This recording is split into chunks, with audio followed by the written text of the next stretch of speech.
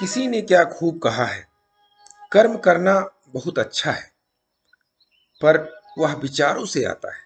इसलिए अपने मस्तिष्क को उच्च विचारों एवं उच्चतम आदर्शों से भर लो।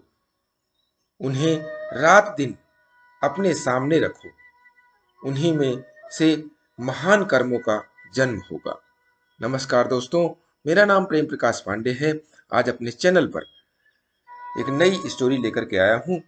मनुष्य के कर्म और उसके पीछे की भावनाओं के आधार पर परिणाम कैसे मिलता है, आज की कहानी से हम जानेंगे। आज की कहानी का जो शीर्षक है वो यही है कि साधु और नर्तकी के जरिए हम ये सीखेंगे कि कर्म के पीछे की भावनाओं का क्या महत्व है।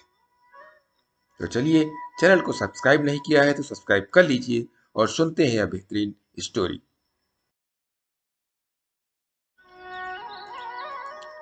किसी गांव में एक साधु रहता था जो दिन भर लोगों को उपदेश दिया करता था। उसी गांव में एक नर्तकी थी जो लोगों के सामने नाचकर उनका मन बहलाया करती थी। एक दिन गांव में बाढ़ आ गई और दोनों एक साथ ही मर गए। मरने के बाद जब ये दोनों यमलोक पहुंचे तो इनके कर्मों और इनके पीछे छिपी भावनाओं के आधार पर उन्हें स्वर्ग या नरक दिए जाने की बात कही गई। साधु खुद को स्वर्ग मिलने को लेकर पूरा आश्वस्त था। वहीं नर्तकी अपने मन में ऐसा कुछ भी विचार नहीं कर रही थी। नर्तकी को सिर्फ फैसले का इंतजार था। तभी घोषणा हुई कि साधु को नरक और नर्तकी को स्वर्ग दिया जाता है। इस फैसले को सुनकर साधु गुस्से से यमराज पर चिल्लाया और क्रोधित होकर पूछा, यह कैसा न्याय है महाराज?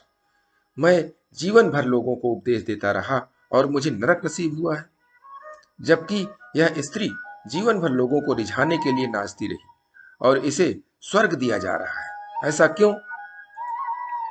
यमराज ने शांत भाव से उत्तर दिया, यह नर्तकी अपना पेट भरने के लिए नाचती थी,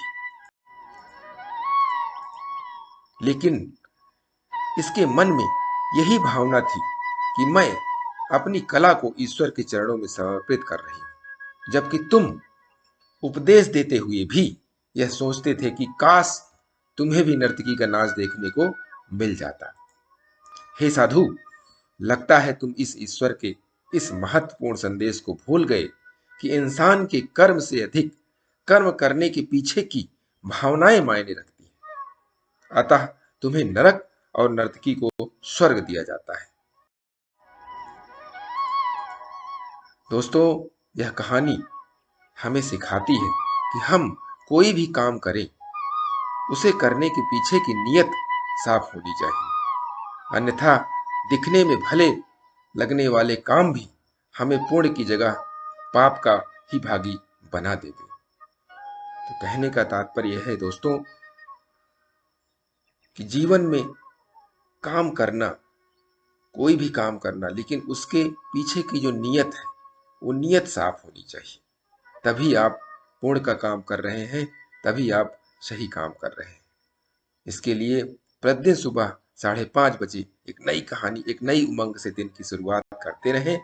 तब तक के लिए छोटों से मिले प्यार और बड़ों से मिले आशीर्वाद और भगवान के सहारे के साथ यही कहूंगा कि काम तो सभी करते हैं, पर काम करो कुछ ऐसा कि उदाहरण बन जाए। ये छोटी सी स्टोरी आपको अच्छी लगी तो लाइक कर दीजिए, शेयर कर दीजिए अपने इष्ट मित्रों में भी, और चैनल को अभी तक सब्सक्राइब नहीं किया सब्सक्राइब कर दीजिए और कमेंट जरूर करिए। और नई नई बेहतरीन मोटिवेशनल स्टोरी हर सुबह आपको प्राप्त होती रहे, इसके लिए प्रेस बेल आइकन।